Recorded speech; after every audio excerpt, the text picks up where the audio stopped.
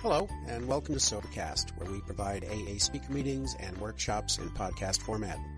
We're an ad-free podcast, and if you enjoy listening, please help us be self-supporting by visiting Sobercast.com, look for the donate link, and drop $1 or $2 into our virtual basket. We hope you enjoyed the podcast. Have a great day. Good morning, everybody. My name is Viki, and I am an alcoholic. Before I get started, I would like to thank the committee for asking me to come and share this weekend. And thank you to John and Marilyn for all your hard work and for the emails and invitation. And thank you to Angela for inviting me to spend the weekend at her home one more time. It's been great coming up here. I've been to this roundup several times over the years, and it's always been one of my favorites. So to be invited to speak here is indeed an honor for me. I always get a bit of a giggle when I'm told or I'm asked that I'm going to be the spiritual speaker. I just find that way too amusing, and you'll find out why in due time. Are you getting a feedback? I'm getting a feedback. Are you getting a feedback, Bob? Sounds good in the headphones. Can we all have those? Oh. I'm just a little self-centered. No jokes. Okay. I don't know where to begin now. I guess I should start by telling you that I started drinking as a young child. Actually, there's one other person here in this room today who was there that day. And it was New Year's Eve. I had just started high school in northwestern Ontario. And we were, our family was visiting another family, and we kids were out skating on the lake. And the boy who lived at the house told us that his parents had a bottle of dandelion wine in the basement that the adults weren't drinking anymore. And so we went and stole it and took it out to the lake. And I had a drink of it, and it tasted really bad. And my brother had a drink of it, and I don't know what his thoughts were. And my sister Barb, who's here, and Carl each had a drink of it. I don't know whether or not Barb or Carl had any more of it. I do know that my brother and I had several more drinks, because after I got past the taste of it, I realized that it did a really nice thing. It changed me from being awkward and gawky and without shape to being shapely and graceful and poised. And suddenly I was very well educated too, as I recall. And I was quite witty, I think. Or at least I thought so. And so the next morning, I looked in the mirror, and there I was, gawky and awkward without shape again. And I didn't have the education either, so I made a decision. I was going to get more of that stuff. Maybe find some that was a bit better tasting, but get more of it, whatever it was, you know. And so instantly I was hooked on the effect. Instantly. So I am what you would call an instant alcoholic, I suppose. I didn't immediately lose my husband and kids. I was 13. That was going to come a little bit later. Neither did I, didn't go to jail that night either. But I had that effect. And I woke up the next morning looking for that effect. I don't remember having a hangover. I don't think I did. I don't remember being sick. Mind you, most of my life from then till 1975 is hearsay anyway, because I was a blackout drinker too. And I don't remember if I had a blackout that night or not, but I had lots of them. So I went back to school after the school holidays, the Christmas holidays that year, and I sought out those kids that I thought could assist me in this quest for alcohol. And that meant, therefore, that I had to hang out with kids that were a lot older than me. It was in the 60s in northwestern Ontario, and the drinking age was 21. I was 13. I'm sure you can do the math. And so, anyway, a few years later, my father decided that we needed to leave that little village and move west. I wasn't too thrilled about the idea. I didn't want to leave. But at that time, I couldn't see any other option for me. Well, I tried a few options. I went to the rest of the family, my aunts and uncles and stuff, that lived there, and I asked if I couldn't live there with them, and they just said no. And I realized today it was probably a good thing, but more importantly, who would want a kid like me? I had been drinking by then for a couple of years. I was hanging out with kids that were not doing very well in school. They were shoplifting. They were getting caught shoplifting. Most of them were on probation. Most of the, all of the jewelry and lipstick, makeup that I owned, I had stolen. Most everything I had was contraband of some kind from somewhere, either my own activity or somebody else's. In their fit of generosity, we're really, generous with stolen goods, I think. so I would get gifts from my friends. So anyway, my dad decided to move to from Ontario to British Columbia, and I remember we were, I don't know, maybe just this side of Winnipeg, just this side of Regina, somewhere around there. And I made there was sort of a revelation. There was one of those moments of clarity. By then I had had 2 days without drinking, maybe, because I have to back up a little bit. My parents are not drinkers. The family parties used to take place at our home because we had the family farm, but they're not big drinkers. And so if they had alcohol, they had some drinks. If they didn't, they didn't. It wasn't, I don't remember, spending, I remember spending a few times when we were in the car in the beer parlor parking lot, but it was never in our hometown. It was always when we were somewhere else visiting somebody else in the family, and they would, we're going to the bar, and so the kids will play in the car or in the park next door or whatever. But it wasn't, it's not a big part of my life. I don't remember me being neglected. I don't remember going hungry. My father has a problem with rage, I think, sometimes, or he did then. I don't know if he still does, but for the most part, I had all of my creature comforts taken care of. So I'm not a product of environment in the sense that it was something that I saw as the solution in my home. That was something I discovered all by myself. I thought that made me a little bit more clever than them, perhaps. So anyway, we start out, and I'm on the prairies, and I get this moment of clarity comes, and it was sort of like, you know what? Here's an opportunity for me to make some changes.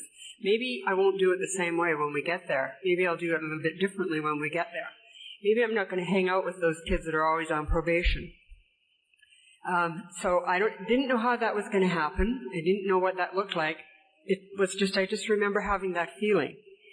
What I didn't realize was I was going to have that same feeling many, many times in the future. And they always had to do with being on the move from one location to another. And I came to know that was called geographical cure. However, we arrived out this way. We stopped in Hope for a short time, and I realized we weren't going to be staying in Hope because I'm quick. I can figure things out. My dad was not looking for property in the Hope area. He was looking in Little Fort, up around Kamloops, and he was looking in around Aldergrove, Abbotsford way. So I thought, okay, one last party. And so I partied hardy while we were in Hope. And when Dad told us that we were moving to Aldergrove, I had that blowout party with those kids, and I never told them where we were going. And we left Hope, and I had no more contact with those kids again. So we moved to Aldergrove, right in the heart of Mennonite country. And so there was my solution. I was going to go to the church with these kids, those Mennonite kids. So I started going to church with these Mennonite kids, but it just didn't quite cut it.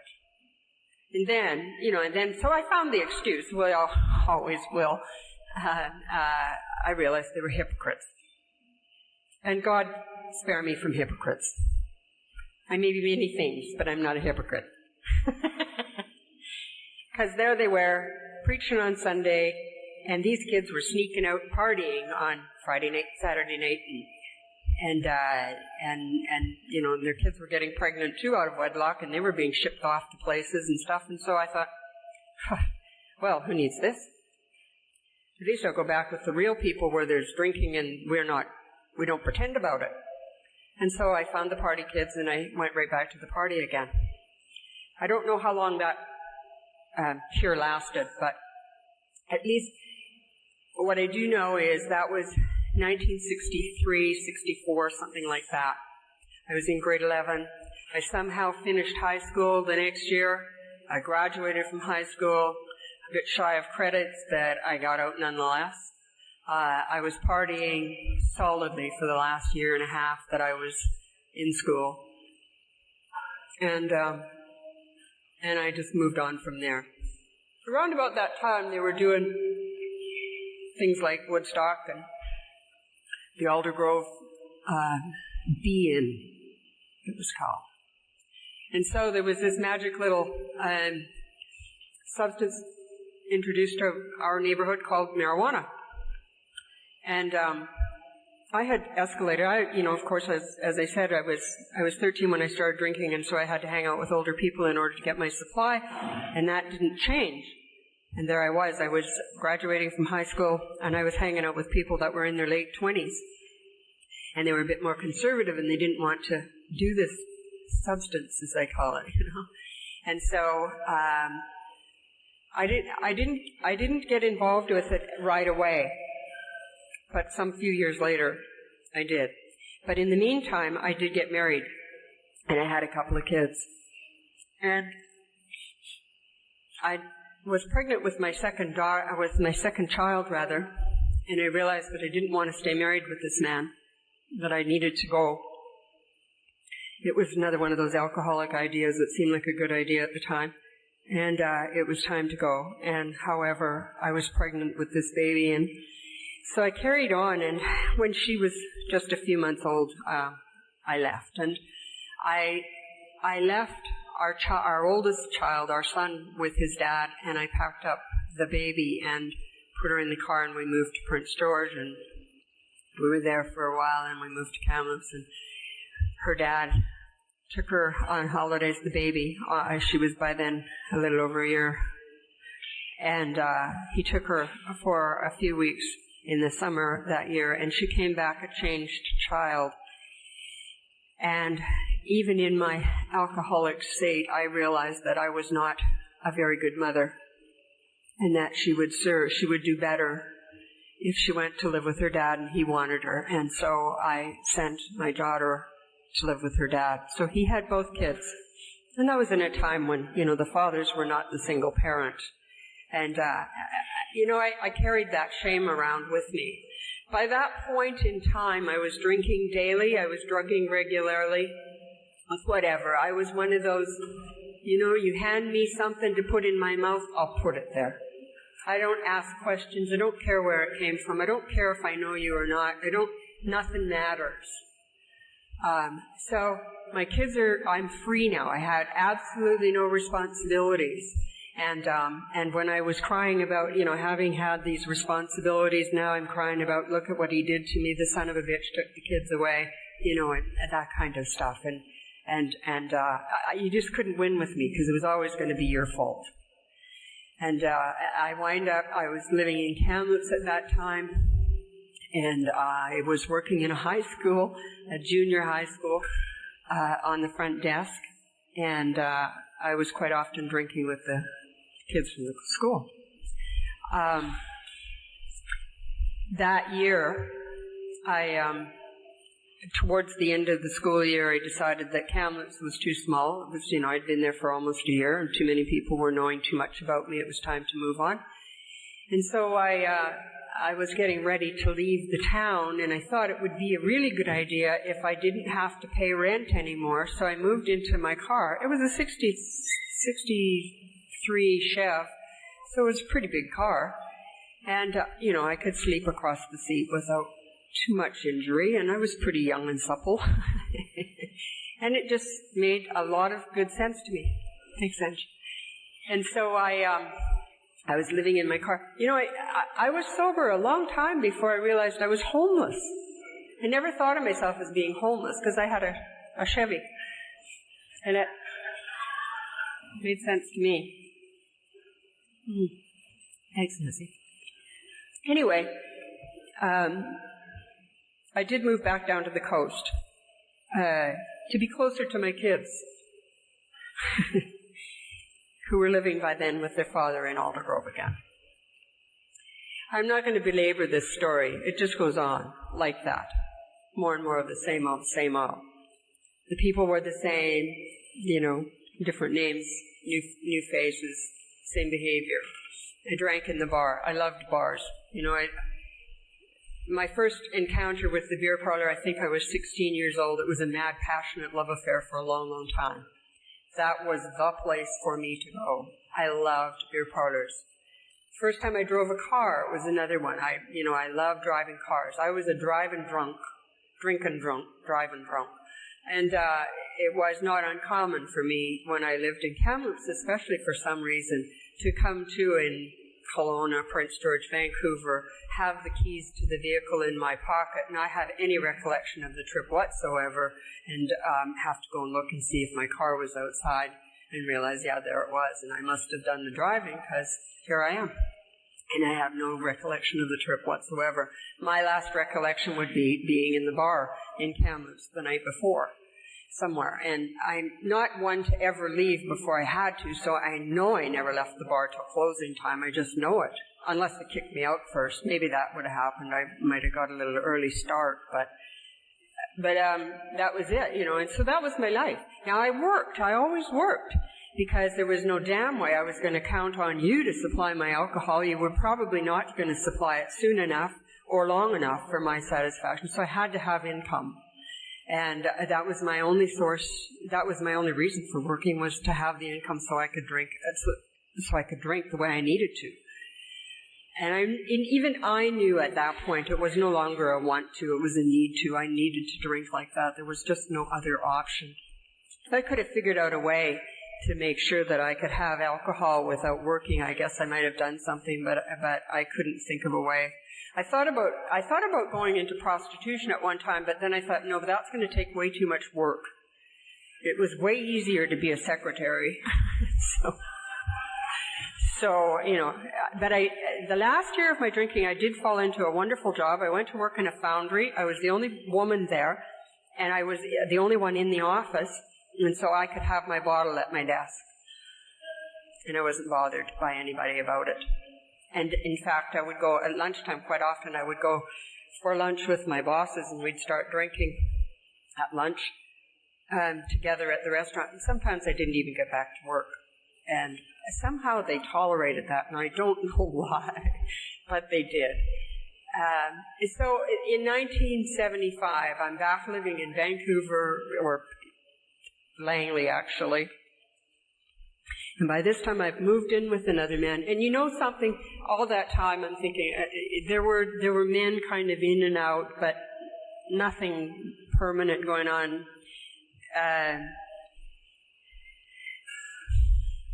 Most of, like Larry talked about those long-term affairs, you know, the overnighters, the serial monogamy overnight.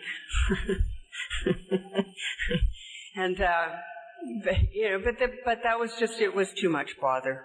It was just too much bother to have men around. They took grooming and feeding and things, and I just couldn't, you know. I didn't even have plants, for Pete's sake.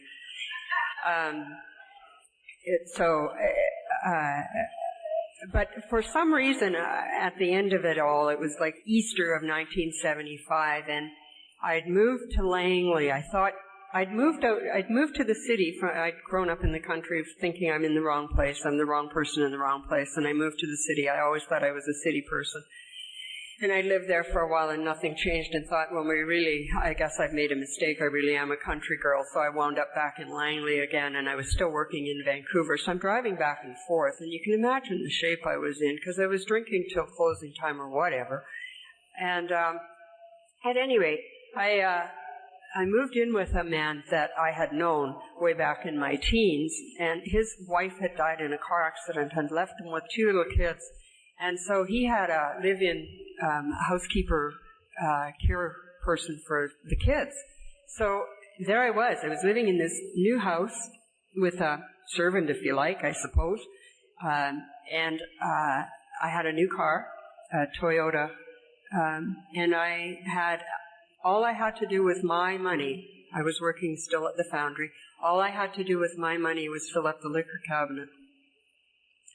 Everything else was provided. It was better than homeless. And so I would stop at the liquor store and fill up the trunk of the Toyota. And I didn't even have so much pride as to pick different liquor stores. I hear people say that, and I'm like, wow, I didn't have that much pride. I didn't give a shit if you knew I was an alcoholic. It was obvious. I mean, I never even thought about it. I just went to the liquor store. I went to the one I knew. Why would I go to a different one and have to find where the liquor I needed was? That was too much work. Just went to the same one, get it memorized, go where I gotta go to pick up what I need, and fill up the trunk of the Toyota, go home, bring it in, put it on the table, drink it, pass out, get up the next day, and do that all over again. Remember I said I had a love affair with beer parlors? That year, some paranoia took hold of me, and I could no longer go to the beer parlor. I couldn't go. I don't know what I thought was going to happen. I had a terrible paranoia about being out anywhere that year. Also that year before, I had been actually dating a psych professor the year before, and on one of his courses, one of the nights that he had to give a lecture on alcoholism, it was required. And so he went down to central office, I guess, I realize now, and he came back with these pamphlets. And he phoned me up and said, he had a new batch of wine and a new batch of dope, and come on over. So I went over, and he's telling me the story about going to this place where these nice people, very nice people, and I'm talking to them about alcoholism, and he had all these pamphlets, and he said, and take a look at this. And it was what I now know was the Who Me, and it was the 20 questions. And he said, do those for fun. So I went down, and he's in another room. I don't want him to know my answers to these. So I go down. For the first time, I went from the top to the bottom instead of the bottom up. And I wasn't going to cheat this time. I was going to be truthful. And so I answered the questions, and I got 18 yeses. And I got to the bottom, and it said, if you've answered yes to 3 or more of these, you're definitely an alcoholic. And I thought, boy, they're really extreme. They'll go in any length to get new members, won't they? And so I thought 3 is not enough. 3 can't be right. That's not enough. 3 yeses. Everybody's got 3 yeses out of this bunch, I'm sure of it. So the test is defective. Toss it aside. But for the next year, I kept trying to change some of those yeses to no. And the only 2 that I didn't answer yes to were, had I ever been hospitalized and had I ever been institutionalized. Well, I'd never been to jail. But I remember one night in Kamloops, drinking and drugging all day, smoking dope, and then thinking I was angry about something, and I thought, they'll be sorry, I'm going to go to jail. And so I drove around the city of Kamloops, over every one of those stupid bridges, looking for a roadblock, and there weren't any. And it was New Year's Eve. And I was like, well, that's not right. So I went to the party, and I'm in high dudgeon. Imagine, with my tax dollars, they didn't even put me in jail. They didn't even stop me. They're not even there. Somebody should do something about this. And then I drank. And so that's the only reason I didn't get to go to jail, is because I just never got caught. And then the other one about the hospitalization, and these are not things I remembered at that point. These are just the two no's that I got out of the thing. The hospitalization one, in 1974, this was yet to come, 1974 at Easter, just before Easter, I had been drinking all day long, before that I had gone to my doctor, and I wasn't one for tranquilizers for some reason. I don't know why. I just never quite got onto them. And I used to use them to trade for alcohol in the bar. I could get them from the doctors without any problem, but I didn't use them, so I would trade them for better stuff, street stuff or something. And so, anyway, I went to the doctor and said I was having nightmares. I was kind of hoping he would send me to a psychiatrist, but I wasn't going to ask for that. And so he said, oh, well, the drug salesman was here today, and he handed me 3 or 4 sample bottles of some kind of yellow pill and sent me on my way. And, oh, thank you very much. And then I moved somewhere, and so they were sort of in a box. Anyway, that day, one day on a Saturday, I started drinking in the morning, of course, because it was morning. And I drank all day long, and I was feeling very sorry for myself about some damn thing or other. And I remembered those pills, and I thought, they'll be sorry, I'm going to die. I'm going to kill myself, I'm going to eat all those pills. Because I've been drinking lots, and they say that even if you eat aspirin after you're drinking, then you can get sick. And I'm sure that if I eat all 3 of those bottles of those pills, I should die. So I did. I think, I'm not sure how many pills, but I do know. The next day, I came to, it was mid-morning, and my phone was ringing, and somebody wanted to ride somewhere, and I picked up the phone, and I realized I can hardly talk. My tongue was all swollen up inside my mouth. I could hardly talk. And this person wanted a ride, and I agreed to go and give him a ride. So I got up, put my clothes on. I can't even imagine what I looked like. And I went and got him. And he was talking to me, and I was not responding. I said, there's no way. I'm not talking. I'm just not talking, that's all. And so I drove him where he had to go and did whatever I had to do, and I went home. And I never told anybody. I was so embarrassed that I had lived through it. I thought anybody with half a clue would have died. For God's sake, I can't even do this right. And so I didn't go to the hospital, but I probably should have. And so that's all I know about those 2 questions. So anyway, I started out, I'm going to change those yeses to nos. And I worked really hard the next year. I stopped drinking in the bar. I started drinking at home. So I wasn't drinking with lower companions anymore, right? So that's one that I can change. Sometime later I realized I was the lower companion. But I was still drinking to blackout. I couldn't seem to get that one straightened out. I didn't know how to do that one very well. But anyway, so after a year of my mighty effort, I had changed one yes to no. And that's it. I was still driving cars in blackouts. I was still, not being able to predict what would happen overnight. Anyway. And by then, it didn't matter that the test was defective. I was beaten up. I guess I was just beaten up. So along comes November 1975, and my partner had won a trip for 2 to Hawaii, which is probably why he was my partner. I thought, if you're getting a trip for 2 to Hawaii, I'm going. And so to make sure that I got my ticket, I moved in. And we went to Hawaii for my birthday that year. And I met a woman who was the bartender at the poolside bar in the hotel we were staying in. And my routine by then was to go down to the beach, flip around in the beach because I didn't want to come home completely white. And I can only vaunt my Swedish heritage for so long, and after a while somebody's going to say, but you've got no sunshine at all.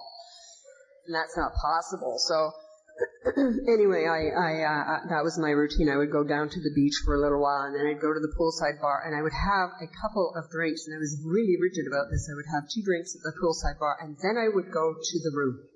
And I spent most of our holiday in the room, drinking or fighting with my partner. And one night, and I somehow had developed this relationship with this woman at the bar. We can pick each other out of a crowd no matter what the scene is. she started to talk to me about alcoholism. And by that time, the word alcoholic sort of sends a chill down my back. I get that, oops, it's way too close, way too much identification going on when I hear the word alcoholic. And she's talking about alcoholism because there's another woman that doesn't have the self-control I have, who gets drunk at the poolside bar every day and flops around there in the blackout and nearly drowned a couple times and stuff. And so Keenie's telling me about alcoholism, and I'm like, well, how do you know all this stuff, and why do you know all this stuff? And she said, well, I'm an alcoholic. And I said, I don't see you drinking. And she said, no. She said, I went to a treatment center in Los Angeles. Oh, I see. I thought, oh, well, there's all my hopes gone to hell.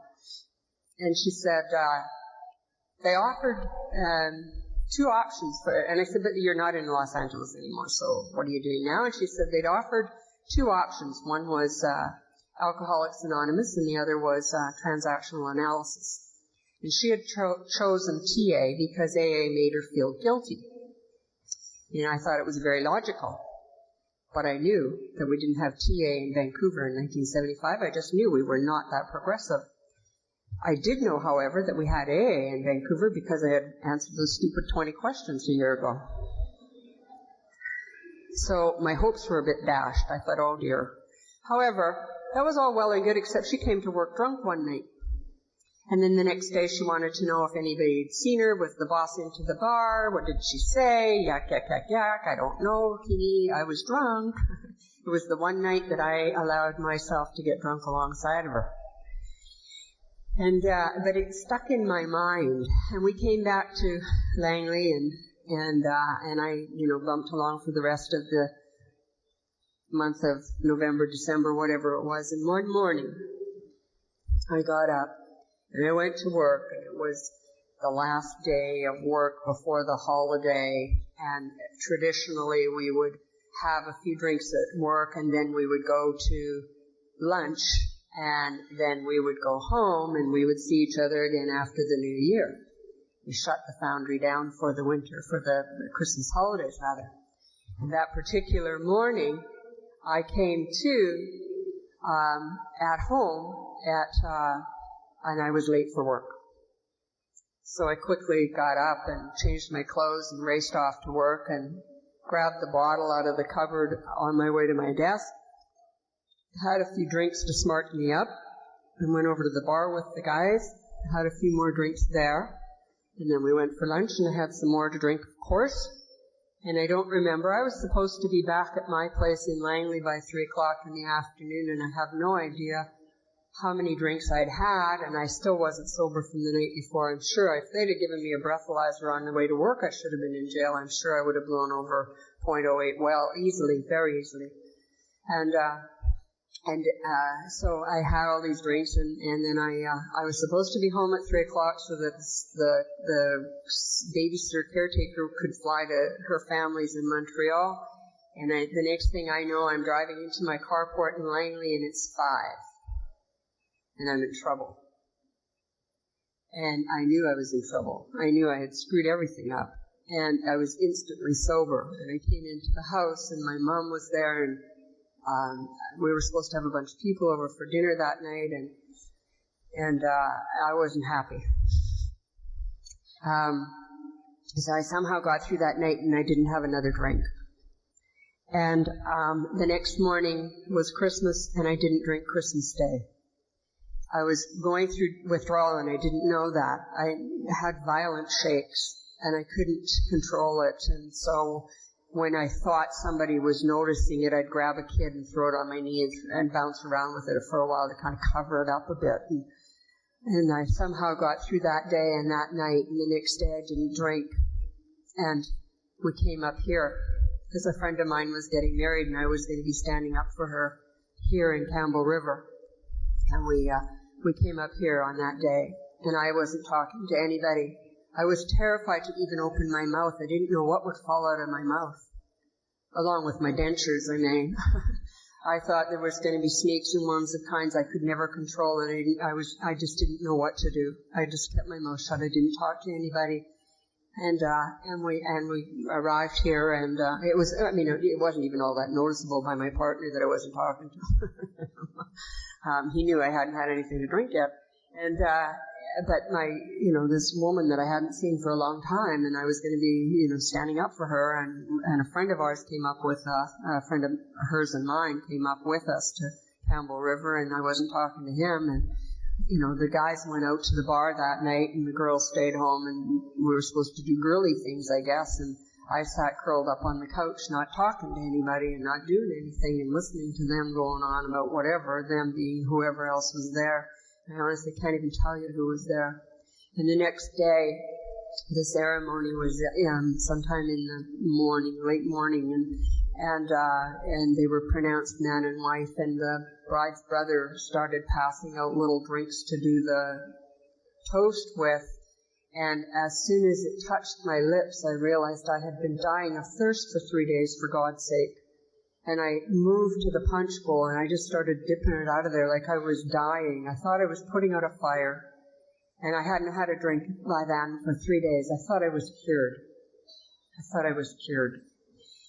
And we got into the cars and started heading back down the island, and I was in a blackout before we got to Courtney. I had a bottle, and I was just drinking out of that one. And I was in a blackout before we got to Courtney, and I know I made a scene on the ferry because it's what I do. And the next morning, and I believe we stopped somewhere for dinner. This is all, I'm putting this together again from the stories, the reports. Don't you love those ones? The reports you get the next day. Do you know? Yeah, I do know, so whatever. And then I came to, as we drove into our carport in Langley, and somehow made it into the house and into bed, and I don't know how long I was there, and came to, and that sweaty, cold, I need a drink, I can't stand it if I drink one more time, all of that stuff, the remorse and the shame. And my partner at that moment said, "Why did you have to get so drunk again?" And I just got up.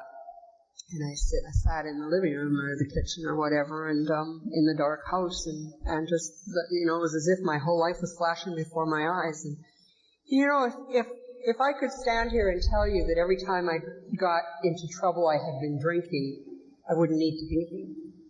Because, that's the way it is for people. Alcohol has a way of removing common sense and inhibitions. And non-alcoholics get into trouble when they drank too much. That's the way it is. But I looked at my life and I realized some of the stuff I did without having any excuse. And what I had just experienced the night before, that desperation, that terrible desperation, and that I knew that I would give away my children, I would leave my home, I would give up jobs, I would move out of an apartment into a car. I would do all of that to make sure that I had alcohol. That's when I knew I was alcoholic. It wasn't because I had 18 yeses on somebody's stupid questionnaire. It was because I gave up a life for alcohol, and I knew it. I knew it so clearly that morning. And I knew transactional analysis didn't work. Even if it was in Vancouver, and it probably wasn't. And I knew it didn't make any sense for me to go to California to the treatment center, because I knew there wouldn't be any of those in Vancouver either. I was to find out all that stuff later, but I knew that. I just knew it that morning that I had to call Alcoholics Anonymous. There was one other piece. My aunt is sober in Alcoholics Anonymous now something like 35 years, but she lives in Alberta, and I had very little to do with her for obvious reasons. As soon as she went to AA, I thought, "Oh, you're no fun anymore. No point in seeing you." And but in any case, that was, I just knew that I had to call AA that day. But I was going to bargain one more time. The bride and groom were coming by the house on their way to someplace else, and so I thought I'll just run it by her first and make sure. So she came in, and I don't think she even had her coat off yet, and I said, I'm thinking of calling Alcoholics Anonymous. I expected she would say, oh, you just need a couple days. She said that would be a good idea. And so there was kind of the last escape route kind of shut down on me. But it was Sunday, and I knew that AA wouldn't be open because it was in office, and so I had to wait till the next day. But I did. I waited until the next day, and I didn't drink that night, and I wasn't fun. And I knew, I was 28 years old. I knew life was over. It was going to be boring forevermore, and dull, and painful. And maybe God would take me with some kind of a strange illness or something early, but I just didn't, that was it. That's all I knew. It was a sum and total. So I called Alcoholics Anonymous the next day from my office. And this woman phoned me back in minutes from Langley. And said her name was Elsie. And she said, do you think you're an alcoholic? And I thought, oh, isn't this too bad? They're stupid, too. Is there another reason you'd be calling Alcoholics Anonymous? But I thought, well, that's your choice. That's it. What are you going to do? You got to go there. So I went to her house for coffee after work, and then I went to a meeting that night in Langley. It was actually in Surrey, on the Surrey-Langley border. And I walked into the meeting, and I met exactly what I thought I would meet, old men. And old Bob was there, and he was missing fingers, and he was rough, and couldn't say anonymous. So I knew I was, that's what my fate was going to be. There'd be me and all these old men that can't speak English, and they're rough. And they talked about ego, and I said, I haven't got any. What are they talking about, ego? I don't have any ego. I just told you what I thought. I don't have any ego. I don't know what they're talking about. They talked about brain damage, and I thought, yep, I can see that. Fortunately, I stopped in time. They talked about God all the time. And I thought, I wish you'd shut up. I think maybe I'm going to get out from underneath this God thing somehow. I'm not quite ready to meet that one yet. And, I wish you'd shut up. Because you know how it is. You keep calling somebody's name, they're going to show up eventually. And I'm not ready yet.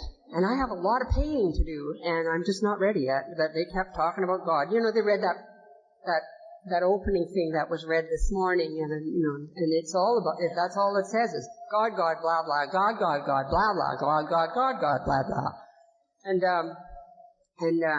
then Bob asked me to share. He asked me if I'd come up and talk. So I got up to the front, I don't know what I'm going to say, so I stand up and I tell them my name because I heard everybody else say that, and I said, I think maybe I might be a little bit of an alcoholic. And so everybody that got up talked to me after that, told me I was, and I thought, oh, okay. They said, you don't arrive here by mistake, and I went, oh, okay. So I'm stuck here then, I guess, and I said, is this all we do now? Go to these meetings, eh? No, we have a dance on Saturday night. Oh, good. Dance, that'll be fun. It's New Year's after all. Well, I'm sorry, I have tickets to something. Anyway, that was my beginnings. That's what happened. What's it like now? Holy moly, what a difference. I didn't stay in that relationship for very long. I'm a quick study. I learned the language very quickly. I also discovered that there's some cute-looking guys around here. They weren't all old men, after all. Some of them were kind of cute-looking guys, and so I thought, well, maybe it would be okay. I could stick around. And they had these dance things, and they had these round-up and rally things, and, and they had these get-togethers in homes, and there was I thought he was an old-timer. He was 9 years sober. And he sounded like he was an old-timer, a guy by the name of Dennis, and his wife and family had moved to Langley, and he was in construction building what turned out to be the Sandman Hotel in Vancouver. And they were living in Langley on a farm, and they would have us all over to their place on Sundays. And I'm one of the class of 75. There's another one here, but he was here in this town when I was getting sober in Langley, but there was a whole bunch of us in Langley at that time that got sober together. And then there were some other people around that had been sober for a little while, and AJ's here, and he's one of those that had been sober for a little. He was one of the long timers. He was 11. And I don't even know why I remember that, Al, but it's the weirdest thing. I never forget how long you were sober when I got sober. I can't add it together today half the time. My math was better then or something. I don't know. Anyway, so we would go over to Dennis and Verla's place on Sunday nights or after any of these kinds of gatherings, these little roundups and rallies and things, and we would go down to sit there and debrief at their place and watch how a sober family lived. And Dennis was a showman. He was a showman. I thought when I first met him, I thought he was in radio or something, because he had one of those deep radio announcers' voices and a slow talking, slow walking kind of guy. But he comes from a family of vaudeville performers, I found out later. But then Dennis was a showman, and it was so great. It was just great. It gave me a place to be. It gave me people to be with. I found out that there were other people like me that were just newly sober, and they weren't old. They were my age, some of them were a little bit older, and I wasn't the youngest either. And, there's that horrible question, you come into Alcoholics Anonymous. I came into Alcoholics Anonymous December the 29th. My first group of thoughts were these. What will I do for Christmas? How will I handle that? And what am I going to do for fun? Because I've been having so much fun. What will I do for fun now?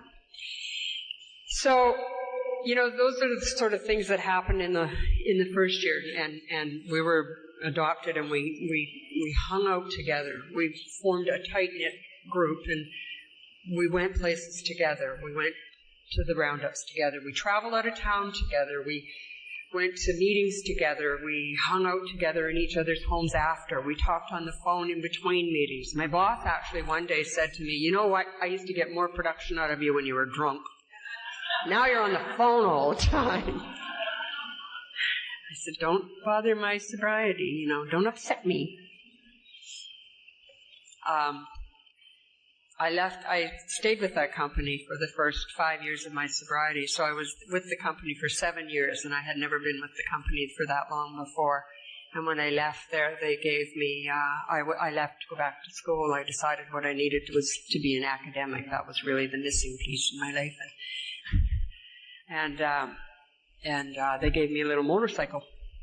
I've always been involved with motorcycles at some level or other, and so they gave me a little motorcycle. I had to sell my car to pay my rent while I was in school.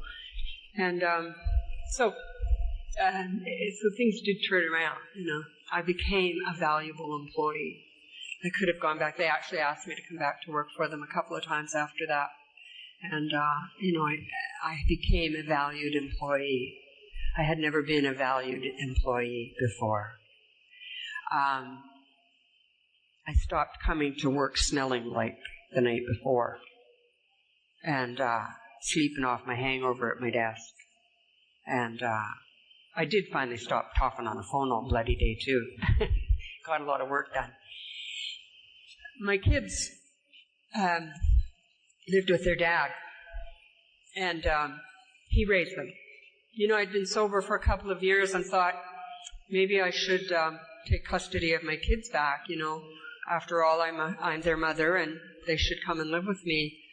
And I sat down with my sponsor, and I looked at the situation, and we agreed that that wouldn't be the best thing for the kids, that they were better off living with their dad, because he lived in the country. He lived next door to his mother's, his mom and dad's place, and And all of his brothers and sisters lived out there, and they had an extended family that I couldn't give them. And what they would have if they came to live with me was maybe a 2-bedroom apartment in Vancouver, and none of their extended family around them, and none of their familiar activities, and they wouldn't be able to have a German Shepherd dog, which they had. And we wouldn't be able to go camping every weekend or on weekends or for long weeks during the summer like they do with their dad. And so their dad and I sat down and worked it out so that I would come and pick them up every other weekend, and they would come and spend the weekend with me, but they lived with their dad in Aldergrove. And I think that I still believe today that that was the right decision, and I've come to terms with that. My parents, my mom used to write my address in pencil, and I'd send her about every other one. And now I'm written in pen. A few years ago, they asked if I would be the executor of their will and maintain their wills for them, and because they have come to trust that I am reliable, and that I'll be accountable, and that I'll do the right thing.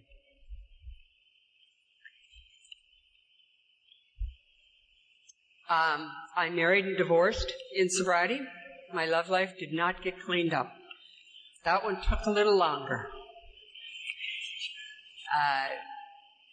My first year of sobriety, and I was sober, I guess, maybe about 9 months. And funny how a woman always remembers when something's been 9 months, don't you think? But I'd been sober about that long, and I met a man who was in the fellowship, and he had been sober for a number of years, and he was a counselor for a railroad, EAP counselor for a railroad. And he was charming and witty and very well educated, good looking, and very romantic. And I fell hook, line, and sinker, and we started to see more and more of each other. For the first 3 years of my sobriety, I was involved with this man, and I'm not going to go into the details. Never mind the details.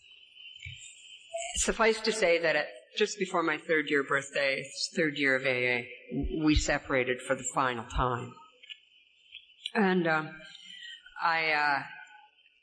but not before I had done some things that I couldn't believe I was doing. I had stopped talking to any other men because of his insane jealousy. I didn't want to do anything that would trigger his insane jealousy. I wasn't even talking to the gay men anymore, for Pete's sake, because he would be jealous. And then after that, I couldn't talk to certain women because he didn't like what they said and how they influenced me. So what happened was I became very isolated. And I was almost 3 years sober. And I was going to the Lost and Found group at the time. And I was secretary of that meeting. And I would go to that meeting, and I would have to report in.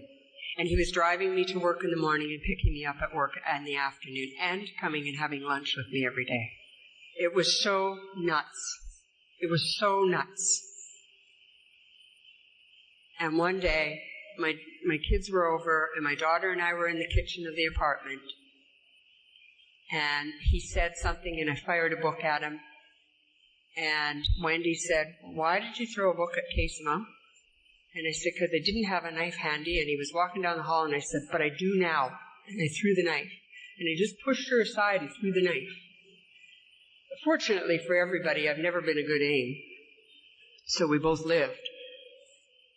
But it was a week later that he moved his belongings to the hall closet again and stopped to argue the case. And I said, "Just keep him going.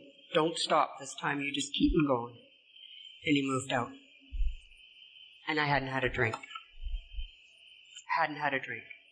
And one of my old drinking buddies phoned me right around that time, and we got together, and I was telling her what was going on, and she said, "I can't believe that." She said, "I just can't believe that what had happened to you?" that would never have happened to you? I said, I don't know. Something's happened to me. I've become completely incapacitated. I can't make a decision. I don't know what's going on. I've allowed this person to become my God.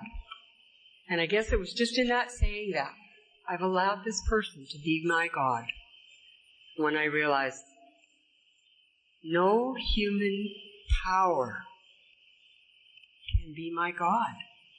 No human power. And I had to begin the quest for God, that search for the power that was going to make it possible for me to stay sober, to get sane, and restore me to that level of sanity that I had been promised in this program. And so I began then to go to women's meetings. It wasn't my plan. Like I said, I came here and I saw the cute guys and stayed. I did not see, oh, look at all my sisters.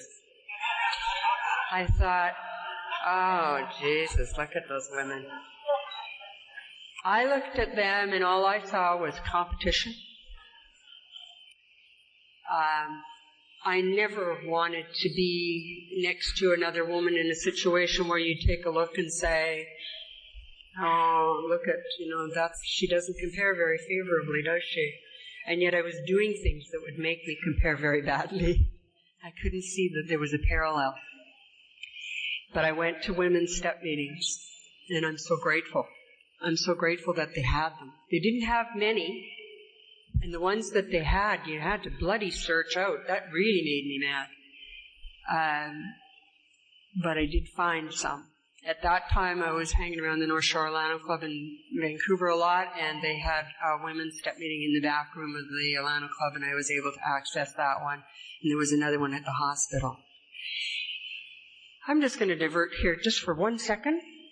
I hate lecturing. I don't like being lectured at.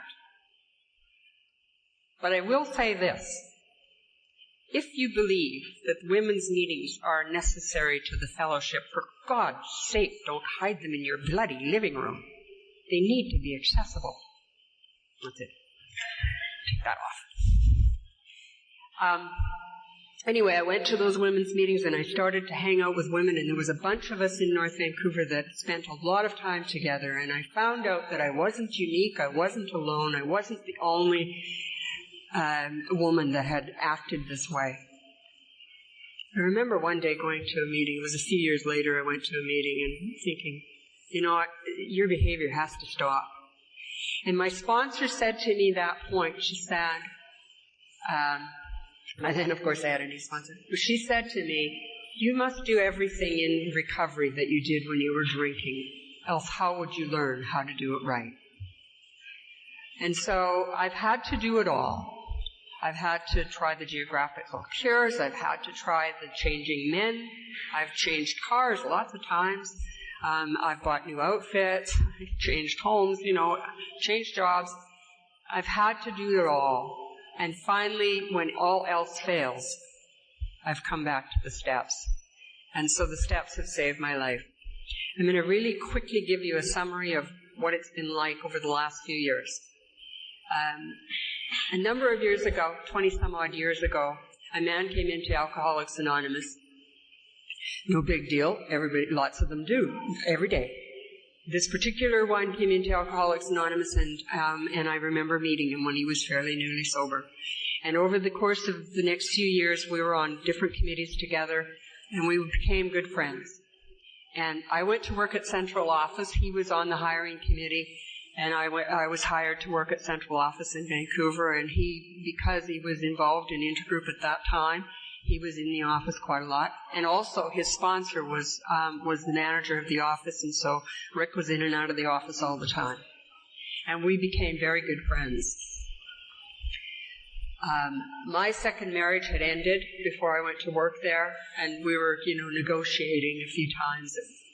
It never did come back together again, but in any case, that's the way that was. Rick's marriage was failing, and to summarize this really briefly, we wound up dating after he was no longer involved in Intergroup, and when his marriage had ended.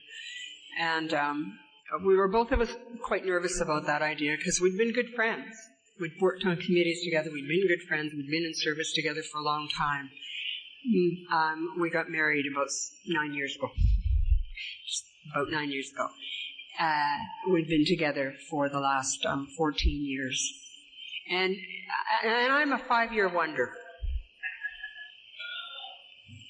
That's the best I've ever done before is 5 years. And it's like Larry talked about last night. I've had to learn how to be a wife.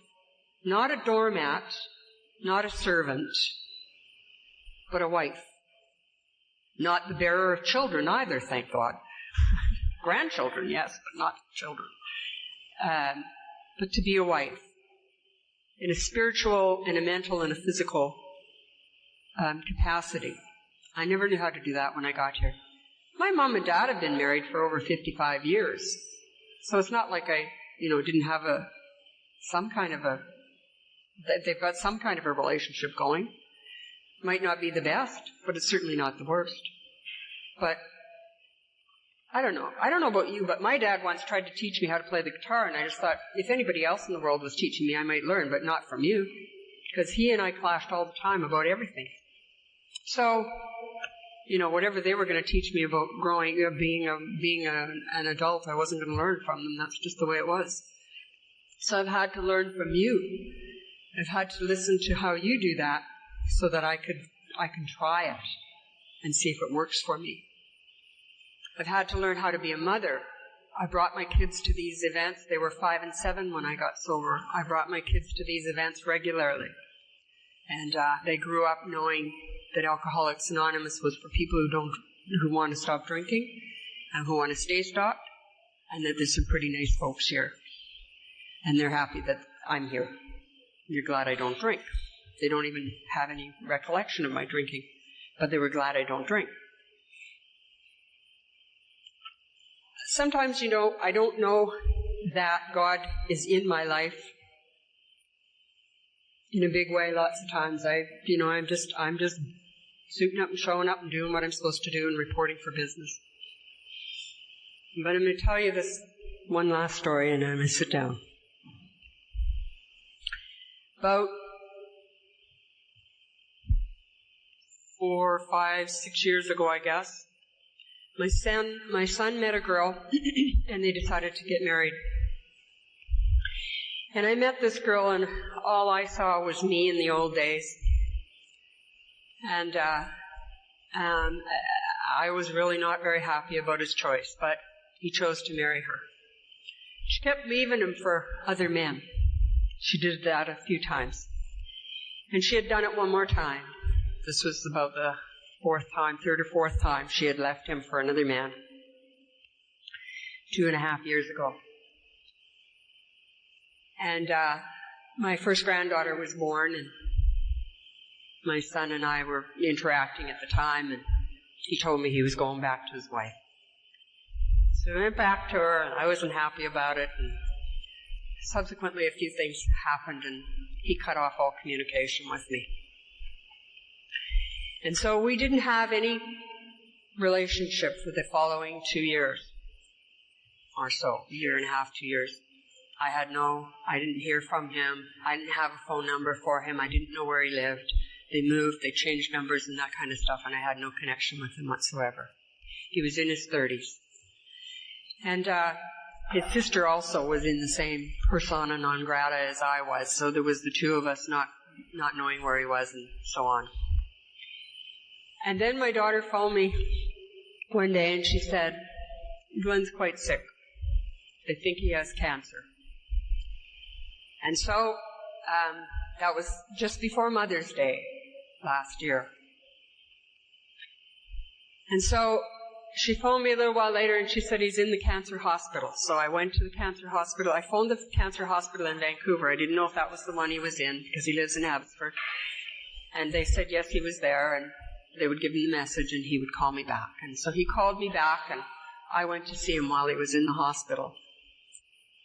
At the same time, that man that I married in AA and was married to for a few years, not the first one, but the second was also in the hospital, and he was dying, and he said he had a week or so left to live. And so I was visiting the two of them, as the hospitals are side by side. And John died in June, on June 10th, as a matter of fact. And Glenn had gone home, and I had not, and once again I had been cut off. I didn't know where he was. And Father's Day, I was out with, Rick and I were out with Wendy and Paul, and Paul said he'd had enough of this. Paul's my son-in-law. He said, this is nonsense. And he said, I'm taking you where he lives, and I'll show you where he lives and how to get there. He said, his wife isn't home. She's gone away for the weekend. So I went, and he was home alone, and the cancer was in his back and his lung. And so he was confined to a hospital bed in his house, and he couldn't access the door. He couldn't answer the door or anything. So I just went in. And I talked to him, and I said, I want to be able to talk to you, so you need to give me your phone number, and I promise I will only call during the day when she's at work. And so we did that. And I didn't talk to him about her, and I didn't talk to him about very many things at all. And but I was able to call him. So I could call him from work during the day. And we talked to him about going up to Nicola Lake with the family that summer, because he hadn't been for a long time, and it used to be a favorite holiday for my kids and their dad and his wife. And so he went to Nicola Lake last summer, the last week of July. And Rick and I were at the Coombs Bluegrass Festival for the weekend, this weekend last year. And we decided on Sunday to go home rather than wait for Monday. So we'd have a day to, be at home, relax, and get ready for work and stuff. And so we went home, and I'd had a shower, and we'd had dinner, and the phone rang. And it was my daughter-in-law. And she said, you better go to the MSA hospital. Glenn doesn't have very long to live. So we went to the hospital and started a vigil for the next 6 days as my son died. And throughout the course of that 6 days, I was able to stay in the hospital room with him. And his wife was there, and my daughter. And there was, people in the room with him the whole time. And he was conscious for most of the time. And even when he started to slip into coma state, he would come out of it from time to time. And we were able to say goodbye to each other. And to know we loved each other. And I knew that whatever decision he had made, he'd had to make before that. And it was going to be okay. And when he died, I had left. His dad and I had left the hospital and gone to do some errands. And it was noon, and I knew I had to get back to the hospital. I just knew. And I was on my way back when the hospital called and said he was gone. And I went back and said my goodbyes to him then. And then the next week we did all the things that needed to be done and had a memorial the following Saturday.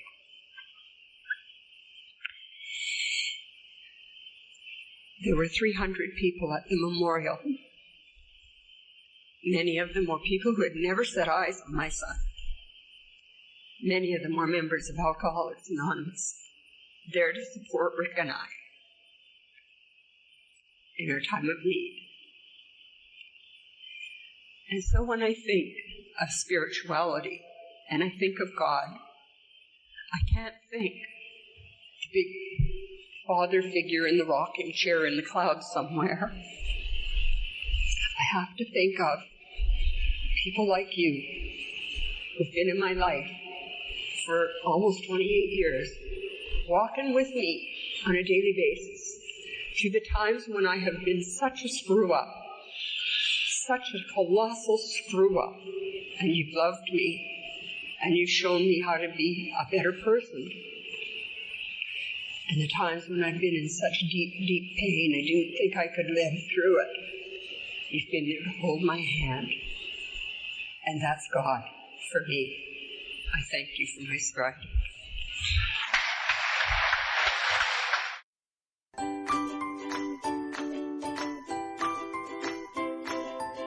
Thanks for listening. I hope you enjoyed the podcast. Sobercast is ad-free, and we'd like your help in order to keep it that way. So if you'd like to help us be self-supporting by pledging $1 or $2 a month, visit Sobercast.com and look for the donate links. Thank you very much.